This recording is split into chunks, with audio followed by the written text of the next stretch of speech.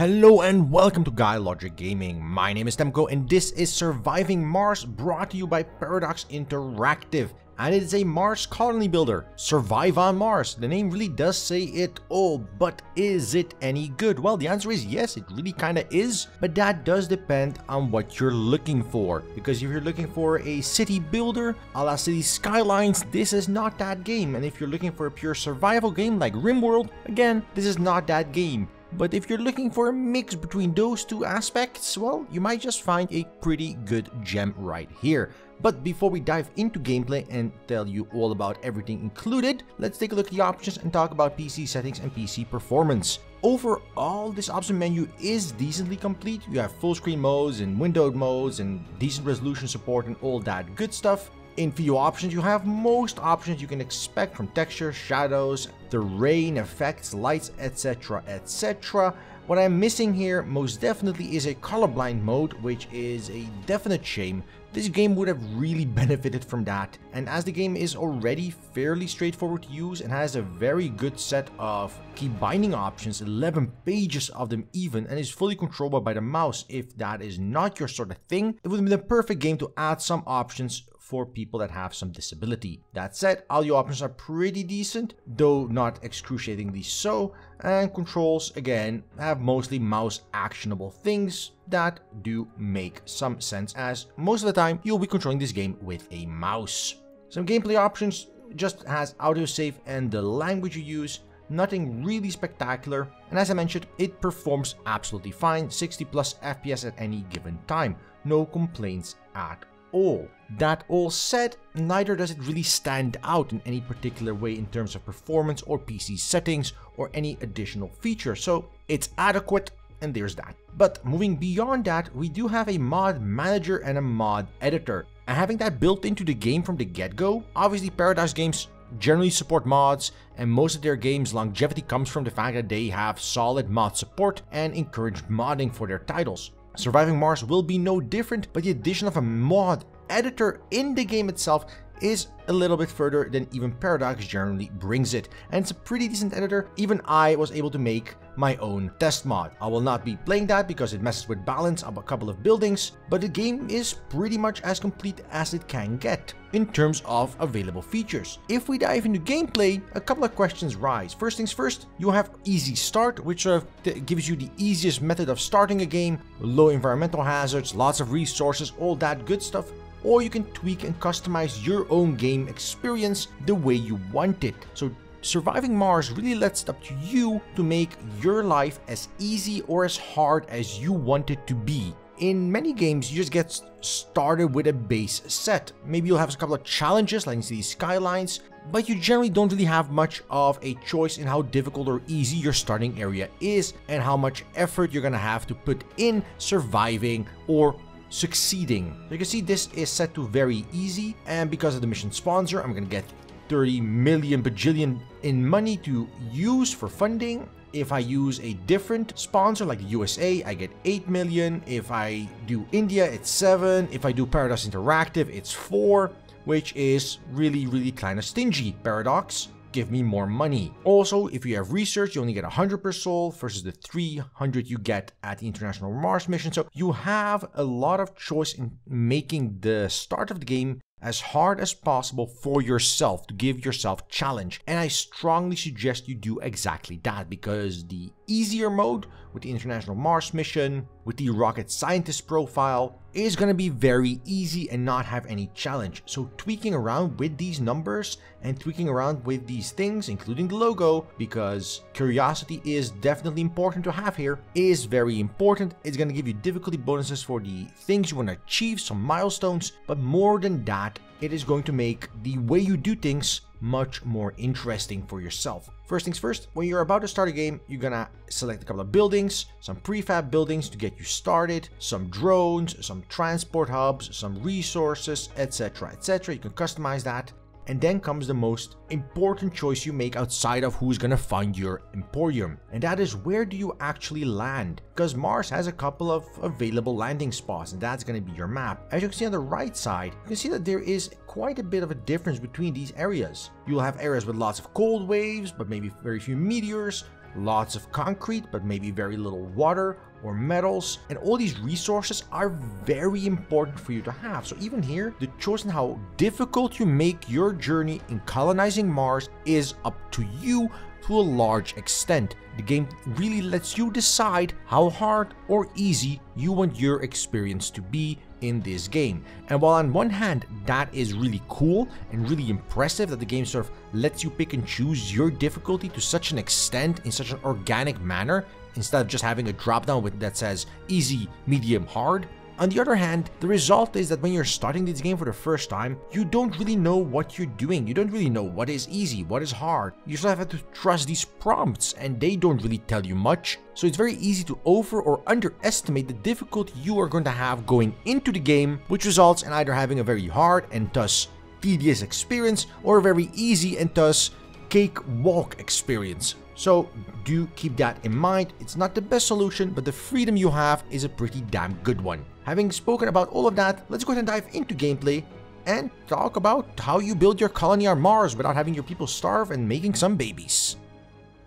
Okay, so diving into gameplay, this is a map I started with the easy start mode, which is what most players just starting with the game will probably use. I would heavily recommend not using it because holy hell did I have a lot of boredom before I figured out that you could make the game a lot harder than this, which is what I did after I gave out as much as I could in this match. Nonetheless, I'll be showing you this game because it's very easy to give you a good overview of the early to mid game in this mode without spoiling any of the late game stuff I've been doing. First things first, let's talk about graphics, visuals, and everything related to the Red Planet, because that is the sad reality of the story. Even though the graphic style is clean, coherent, very clear, everything is well marked, everything has a distinct style. At the end of the day, outside of the small biomes you have with a couple of buildings, it's mostly shades of red and brown. It's drab. The map overall is very boring to look at. If you zoom out and you see the entire map, you use scans, and when you look around your own biome, even though you have lines crisscrossing for power grids, you have pipes crisscrossing for water and oxygen, the big overall map is just a drab brown mass.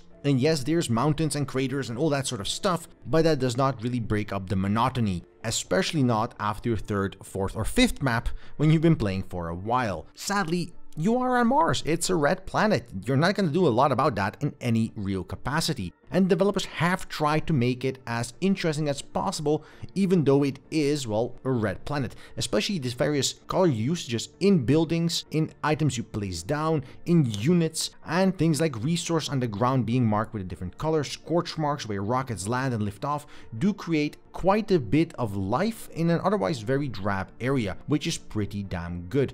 Coupled with the day and night cycle, very good texture work overall. I mean, you generally play at a pretty zoomed out level, but you can zoom in far enough that not only can you read what it says on the plates on top of buildings, if you zoom enough on the diner building, for example, you can read the menu, which you can't even see zoomed out to where you normally are. That is a level of detail I did not really expect coming into the game. This doesn't mean that the textures are suddenly high fidelity magical creatures. They are still pretty clean and simple textures, and you do definitely notice where they've sort of said, yeah, enough is enough, especially with the ground textures. When you zoom in far enough, those start to lose a lot of detail in my opinion. All of that said, it is a visually quite pleasing game, but more important than that is a visually very clean and very clear game. You're never confused about what is going on where, even when you have a malfunction, when a unit is charging, when you have a person moving somewhere, when you're missing something, the icons are clear, the visuals are clear, the alerts are clear, everything is just obvious. And that is very important when you're building a colony. That's very important in any survival game, just to know what you need to do without any ambiguity. So from a visual style, that is pretty damn good. From an audio style, the audio is mostly subdued. It has some good music in the background, but most of the audio cues and effects and all that sort of thing aren't that pronounced. I would have liked to have more variety in the alerts and the notifications you get as a player from the various systems and messages and alerts in the game. Because unlike Stellaris or even City Skylines, you don't get as many detailed messages saying, oh no, there's leakage, oh no, you're lacking power, oh no, your food production is too low. You sort of have to figure these things out yourself and rely on the same sort of error message regardless. I would have liked to see this system fleshed out a bit more. It's not bad currently, but it just feels a little bit bare bones. Now, talking about bare bones, we do have to touch upon my biggest gripe with the game, and that is information provisioning. Because for all its splendor and gloriousness when it comes to clear, concisely, well-designed graphics, its UI's ability to display information to you in a way you can use it is absolute ass. Just as an example, you need to know how much food you're producing, obviously, how much food you're consuming, and how your inhabitants are doing. Are they happy? Are they sad? Why? Are there any big things that are affecting a lot of people? None of this information is available at a glance. To know what kind of production you have, you only get a global production across all of your map. That doesn't indicate to you, obviously, whether or not that production is getting to the places that it needs. For example, I have a lot of iron in my northern biome, but that iron is not getting transported to my 2 biomes in the crater, which means that maintenance of buildings and the like that have upkeep wasn't being performed. Suddenly I have building malfunctions. Suddenly I'm using very expensive drones automated to fly around resources to gather a couple of iron ingots from one side to the next, when if the game had alerted me or had provided me even the information so I could figure it out easily that there was a lack of iron in one spot while there was a large surplus in another, I could have acted upon that in a more efficient manner. But many times the game doesn't do that, and the biggest problem there is when it comes to colonists, because they just get thrown on a big pile that says they're all happy, they all have X morale, when that is definitely not the case. Because while you have 1 or 2 locations for most buildings initially, and down the line you may have 4 or 5, for colonists you'll be quickly reaching into 100 colonists before anything really gets started into the mid-late game. And 100 colonists, when you have that many and that many diverse requirements and needs and quirks and flaws, which I'll get into in a second, you do need that information, and the game just sort of refused to provide you that. It's not that it's not there, it's just that it's a lot of tedium to figure it out and get a flow of what you need to pay attention to, and a lot of clicking through menus repeatedly just to get that information. That said, a lot of what the game offers is very, very good. Because when you're building a colony, you slowly develop from a very simple method. You start with a drone hub, a couple of buildings, some resource production, some oxygen production, then you'll build a biome, and only then will you start inviting colonists to live there. Only then will you look at producing 2nd or 3rd tier materials for resource and maintenance. And this is a very good treadmill.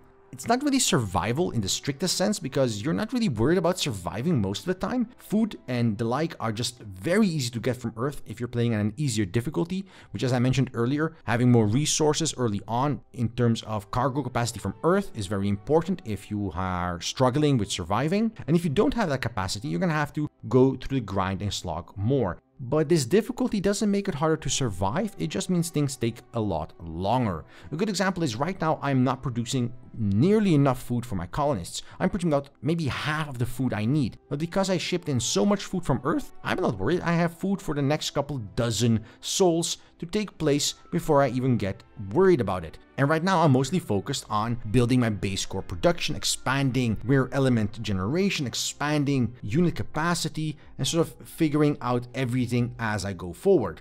I'm not worried about food. I have a couple of farms to augment that, and I'll build out those farms as time demands, but right now I'm not too worried about that. I'm more worried about sustainable maintenance and infrastructure, sustainable building infrastructure. I need water. I need solid supply chains. If a meteorite crashes on one of my oxygen production locations, I need not suddenly be out of oxygen or power or anything like that. So getting those sorted first, I find, is more important. And you can do that in the game for sure. Now, there are a couple of disasters that take place that will hamper your development. And these again depend on where on the planet you've started your colony, as well as various other difficulty modifiers you have chosen when you start the match. So again, that freedom and choice that allows you to go from a very leisurely, almost Factorio-like build and develop and sort of slowly scale up type of game versus a very hard-hitting, setback-inducing type of game with a lot of natural disasters, a very limited set of resources, or support from Earth. Combining these two aspects, you can make the game as easy as hard as you want for yourself.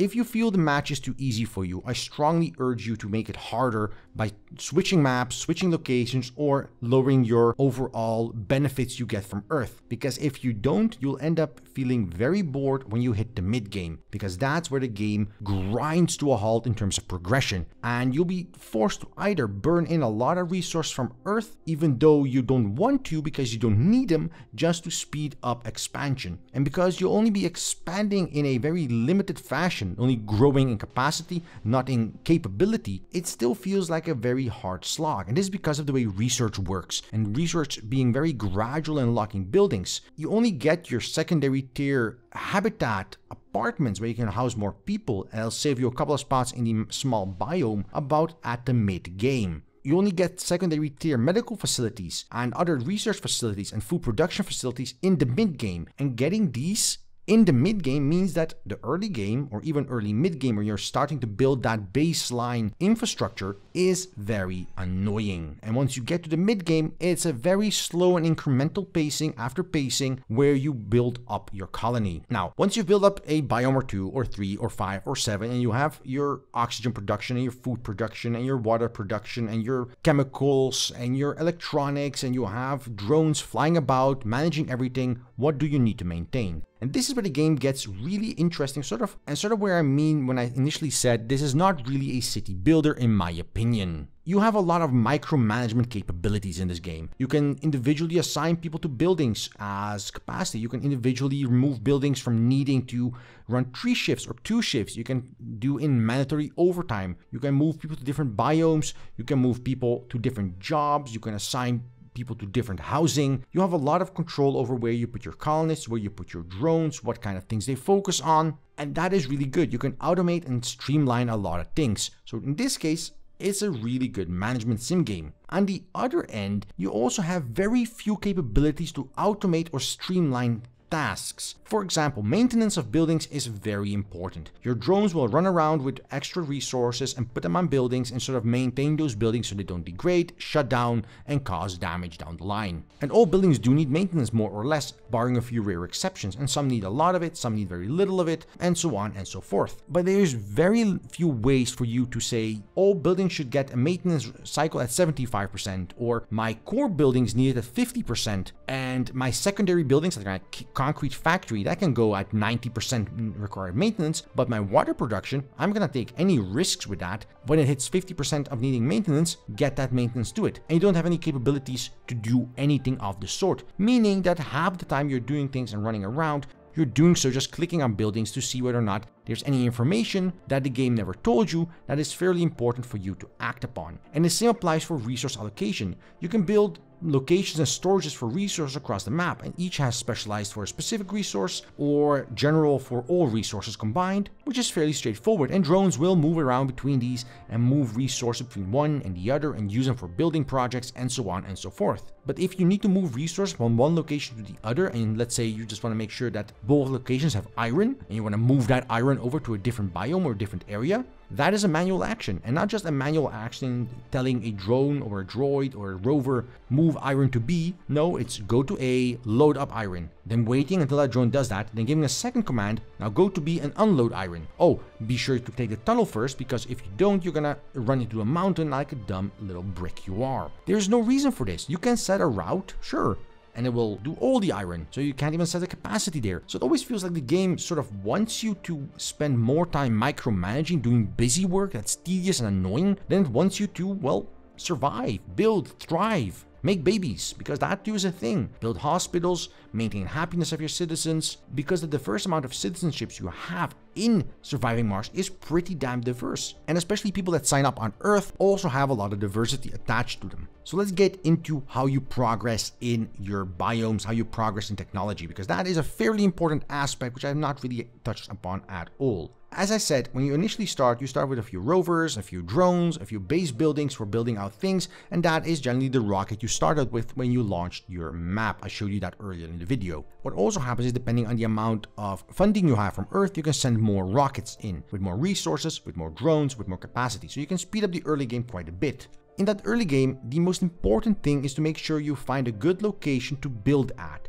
So not per se the location you just landed at and said, well, this is it, this is the one we're going with. Maybe you need to travel a bit to find a location with water, or with iron, or with concrete, because these are base resources you desperately need. And obviously, the longer your supply chains are, the more your drones have to travel around, but the longer it takes them to complete a task, the more drones you need, the more overhead that is, the more resources it costs, and you get in that cycle of doom where you sort of spiral down in unmaintainable mode. And you can use your connections to Earth and the capacity you have generated and the funding you have to help yourself, but if you're playing on a low funding mission, maybe you picked Paradox and only have about 4,000 million monies of funding, that is very little and you burn through it exceedingly fast. Now, that said, when you have that capacity and you build it out and you go from there in building your first biome, your first building, your first little settlement, you're going to have to make choices in what kind of buildings you're going to offer, because your small biome is not going to have space for all the buildings necessary for happiness, for food, for shopping, and all the needs of your colonists. And on top of that, you're going to need factories inside those biomes for electrical components, and you're going to need people to man factories for polymers, mining of resources such as rare earths, such as rare materials, such as iron. So you're going to need more colonists than you can initially house, which means you're going to have to make choices on who is going to get any effort put into them, what kind of perks and benefits your colonist needs initially in the first phase, and you can curate on that and invite people in. And then you get your second biome, you do the same thing, make new choices, and so on and so forth. One thing that caught me off guard initially, which I'm still not happy about, is that inhabitants of one biome won't visit another biome even if it's in range of their operational radius. Because biomes have a very limited operational radius in which people will go to work around that area. So if you have farms or mines around the biome, and they're not close enough to that biome's radius, even though you have enough populace to mine there and go to those locations, they won't, because it's too far away. Which, especially in the early game, is a massive headache, because now you have 3, 4, 5 small biomes where you can't deal with all the needs the people have in each and every one of those biomes, so you're gonna have to make choices. Will this biome not have a medical bay, or not have a nursery for babies? Will this biome not have a gambling location or a park to relax? How much of a hit am I going to take on morale and satisfaction of my inhabitants to get another factory in? Am I able to squeeze in 2 factories in this biome? Will I have enough people to run those factories in any sufficient manner? Or am I going to need to get more colonists, more density of colonists, and then get even a heavier hit because I need more? Well, you get the idea. It's always a balancing game in surviving Mars. So when I mentioned earlier that the UI hates giving you information, that is because the game really does, and that is a fairly frustrating experience when most of what you're trying to do is get that information so you can act upon it. So how do you progress in terms of tech then? Because progress in terms of building things is just expanding and making hard decisions on what is something you can sacrifice. Maybe you're not gonna have a gym in one biome, but you'll try to get the sporty people in the biome where you do have a gym. And by balancing perks and people and all the like and moving them around, you can probably do that with enough micromanagement. Whether or not that is fun, I leave up to you. I personally don't find it as fun to micromanage every residence, location, and home based on some random thing. Then again, if you're playing on an easier difficulty like the easy start, you don't really have to worry about that because, well, it's an easier start, and the game's micromanagement necessities are much reduced for your gameplay. When we talk about research, there are a couple of interesting things. Again, first, there is a lot of research, and research is very important in the game. You gain research, obviously, by having explorer drones. They gain a little bit of research, and when they have anomalies on the map you've used with scanning, you can get more research points or even unlock new technologies for research that are way ahead in the technology chain already. So you might have no research put into engineering research objects,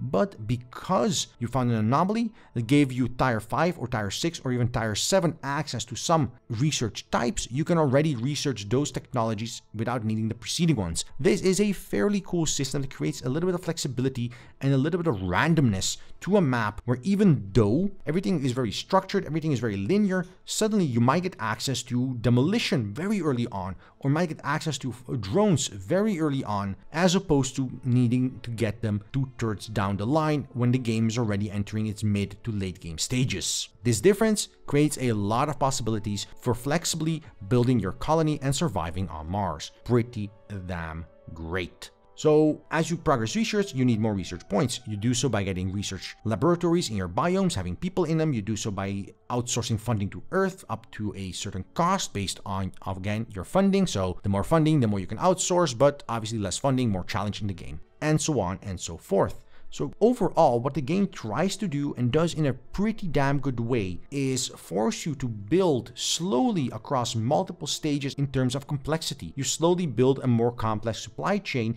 in terms of water, power, and oxygen. You slowly build a more complex chain in terms of resources and resource allocation for the locations that need them. You slowly expand your complexity of production. Instead of just building concrete and iron from the base resource you find on the map, you're building polymers and machine parts that you need for maintenance of higher tech buildings that again provide higher tech resources, which you can then use to get higher tech buildings and resources yet again. This circle that you can keep building on that can easily turn into a death spiral if you're not careful. So you want to keep a little bit of funding in your back pocket so you can rely on that if it turns sour, are pretty damn good. Throw in a couple of natural disasters like a cold wave or a tornado or a meteor shower, and suddenly you do have a recipe for a fairly solid experience. But it does straddle that mix between city builder and survival game, because you are building a city, or you're building many small villages, and you are doing a lot of things to automate those processes, like I would do in City Skylines, or even Factorio, or any other game where you have to manage your supplies. But at the same time, you're dealing with food shortages, you're dealing with electricity, you're dealing with natural disasters, like you would in a game like RimWorld.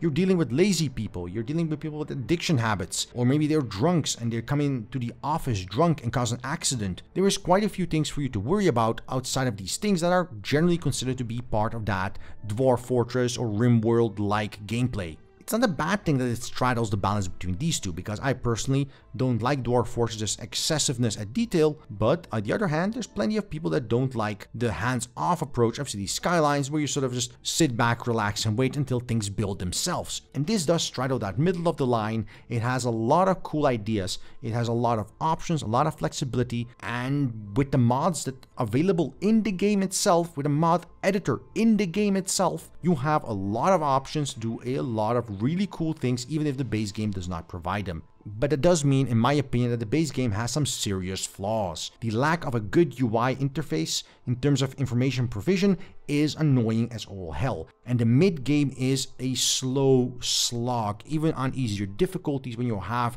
more resources than you can throw at your screen or your colony to produce. Maybe this gets different when you are into the mid-late game stages, but the slow, grindy progression in the mid-game, in my opinion, does take quite a bit of oomph out of the sales of the title. So in conclusion, Surviving Mars is fantastic. It's enjoyable, it's intense, it provides good challenge in a variety of different fields and keeps throwing you for a loop every time you think you have everything covered at that moment. And on top of that, throw in some natural disasters and suddenly you have a lot of things to worry about and a lot of things to pay attention to. But it does have a couple of flaws in the UI and pacing departments, in my opinion. So whether or not you like Surviving Mars is obviously up to you. I am personally enjoying my time very much with the title, and if you think Surviving Mars is your kind of jam, well, you can check it out with the link in the description down below. And you can check it out on Steam. It's coming out on March 15th for 40 euros or your regional equivalent. So thank you for watching. If you like this video, press that like button down below. If you didn't like this video, there's a dislike button for exactly that purpose, and leave a comment. Tell me what you think about Surviving Mars and what you think about building your Martian colonies. And if you would like to see more content like this on the channel, just press that subscribe button down below and I will deliver. So until then, I wish you a good day. Until next time, right here on GuyLogicGaming.